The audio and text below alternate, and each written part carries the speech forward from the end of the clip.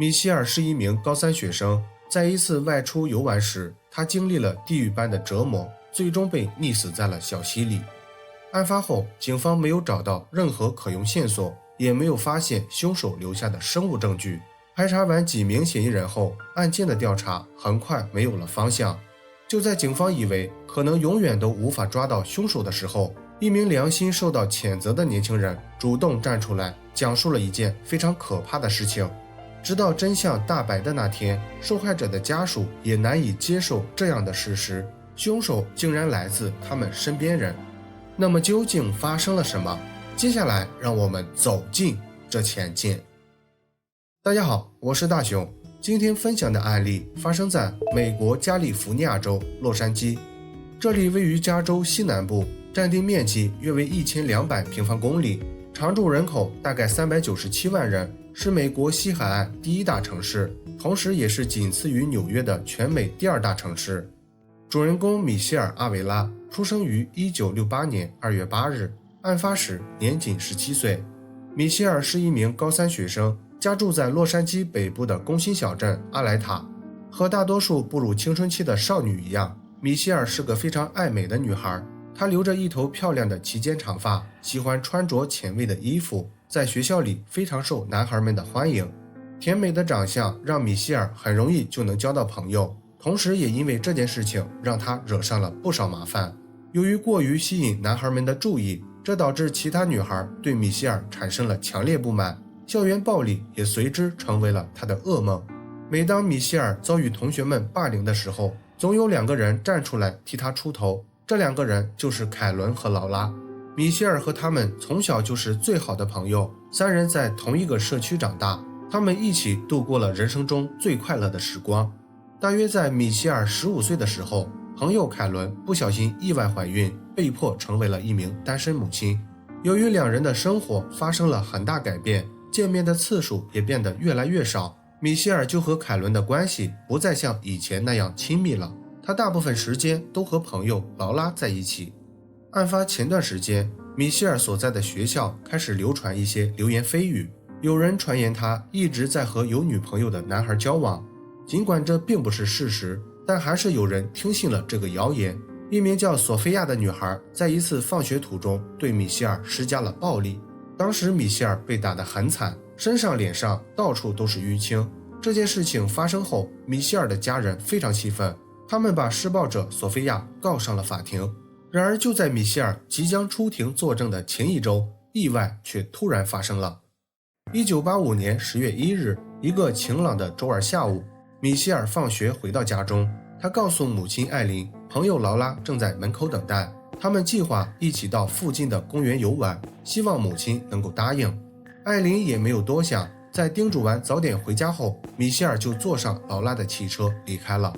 几个小时过后，时间来到了晚上6点左右，正在忙家务的艾琳忽然接到了劳拉的电话。劳拉询问道：米歇尔在家吗？早些时候他们分开了，她非常担心米歇尔的安全。艾琳赶忙回应道：米歇尔没有在家，她也不清楚在什么地方。听到艾琳的回复后，劳拉的语气明显发生了改变，她惊恐地说道：早些时候她和米歇尔一起去了附近的公园，在停车场里，米歇尔遇到了2位异性朋友。在米歇尔和这2个朋友聊天的过程中，他把汽车开到了附近的加油站，加了一些汽油。回来后，米歇尔就和这2个朋友消失了。他在原地等待了半个多小时，也没有等到米歇尔再次出现。听到劳拉的说法后，艾琳彻底慌了，她赶紧出门，开始四处寻找女儿的下落。艾琳去了公园的停车场，走访了米歇尔的各种朋友，不过最终也没有得到女儿的任何音讯。第二天一早，艾琳向警局报告了失踪的消息。接到报警后，警方很快介入调查。了解完整个事发经过后，他们首先对劳拉进行了询问。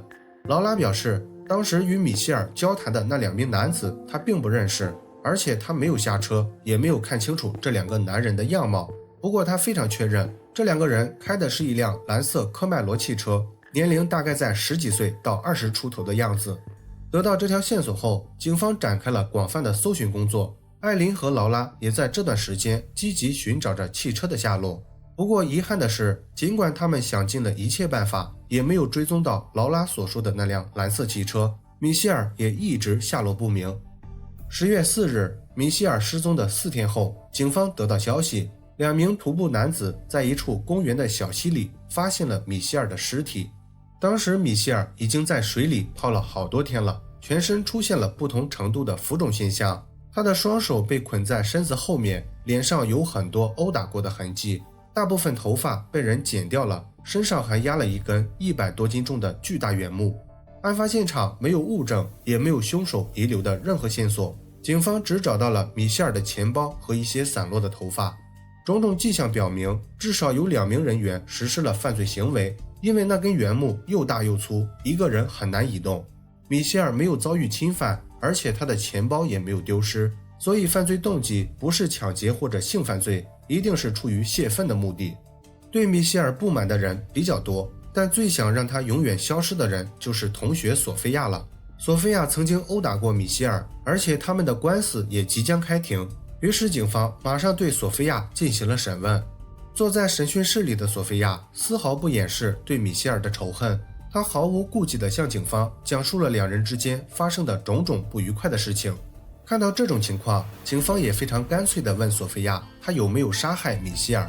索菲亚听到后很快愣住了，她赶忙解释说自己与这起案件没有任何关系，并且表示案发时一直和几个朋友在一起。显然警方是不会轻易相信这种说法，他们向索菲亚索要了这些朋友的联系方式，在得到这些朋友的逐个证实以后，警方才确信索菲亚没有撒谎。排除掉她的作案嫌疑后，警方又对米歇尔的前男友兰迪进行了调查。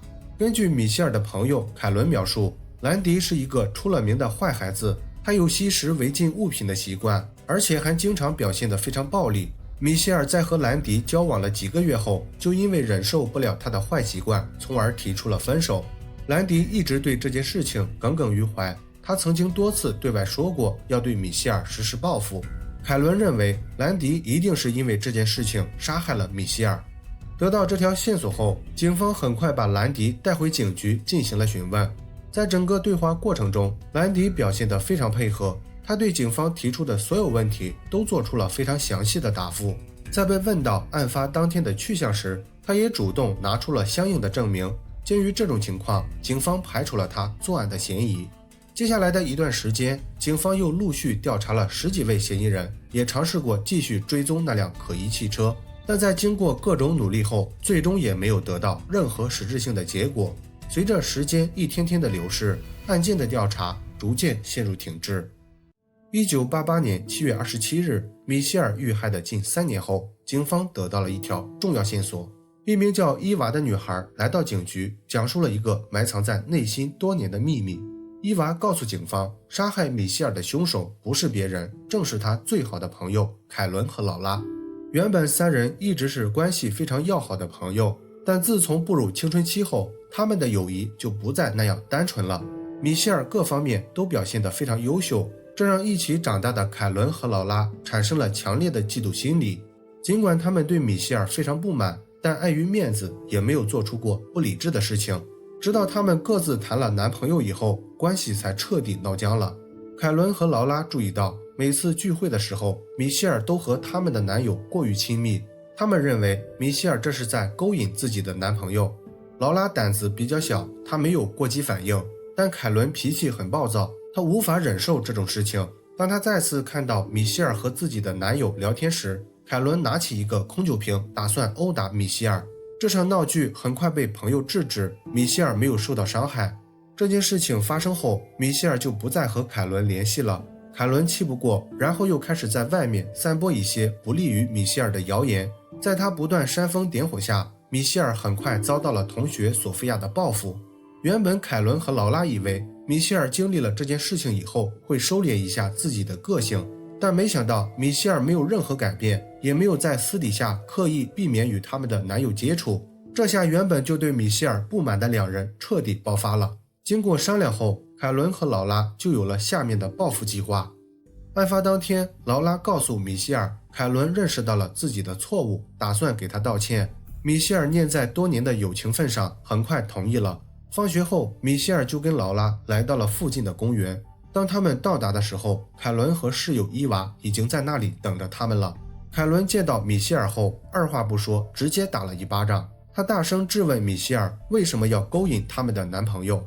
米歇尔连忙解释说，自己和他们的男朋友只是正常社交，没有任何不正当关系，他们一定是误会了。听到米歇尔的说法后，凯伦和劳拉都愤怒了，他们认为米歇尔到现在还在狡辩，于是两人把米歇尔绑起来赶进了公园深处。凯伦的室友伊娃也跟着走了进去。当他们来到一处小溪旁边后，凯伦和劳拉就开始轮番殴打米歇尔。米歇尔被捆住了双手，没有任何反抗能力，只能蹲在地上哀求他们住手。凯伦和劳拉没有理会米歇尔的求饶，反而打得更厉害了。几分钟后，凯伦又对倒在地上的米歇尔实施了新一轮的羞辱，他拿出一把刀子割掉了米歇尔大部分头发。这些事情做完后，凯伦和劳拉似乎还不解气，他们又把米歇尔抬起来丢进了小溪里。两人在水里又折磨了米歇尔1个多小时，直到他们都疲惫了才结束了这场游戏。为了确保米歇尔没有生还机会，他们找来了一个巨大原木压在了米歇尔的身上。等了一会儿，看到米歇尔没有反应后，他们才不慌不忙地离开了那里。事后，凯伦和劳拉威胁了没有参与犯罪的伊娃。伊娃担心自己会遭到米歇尔相同的下场，所以才替他们保守了这个秘密。原本伊娃没有打算说出真相，直到案发3年后，她经历了一件事情，才彻底改变了这种想法。伊娃的亲哥哥不幸发生意外，永远离开了他们。体会到失去亲人的感受后，伊娃想起了同样失去亲人的米歇尔家人，于是她才决定站出来说出这些事情。米歇尔的母亲难以接受这样的现实，她不敢相信女儿最好的朋友会做出这种令人发指的事情。实际上，凯伦和劳拉在案发后一直伪装得很好，他们表现得非常积极，一直在协助警方调查这起案件。凯伦为了安抚米歇尔的母亲，甚至主动搬进了他们家。凯伦住着米歇尔的卧室，用着米歇尔生前的个人物品，完全把自己当成了艾琳的女儿。可是艾琳怎么也不会想到，这个和她朝夕相处了几个月的人，居然会是杀害自己女儿的凶手。1990年3月，米歇尔遇害的5年后，此案进入了审判流程。由于年龄和一些其他原因，凯伦和劳拉并没有得到很重的惩罚。陪审团认为没有证据表明两人一开始有谋杀米歇尔的意图，所以驳回了1级谋杀罪的指控。凯伦和劳拉最终以2级谋杀罪被判处15年至终身监禁。凯伦服刑了21年半后，于2011年12月9日出狱。劳拉服刑了22年后，在2012年12月获得假释。好了，本期案件分享到这里也就结束了。如果你喜欢我的节目，请帮我点赞加关注，非常感谢大家的支持。我是大熊，下期见。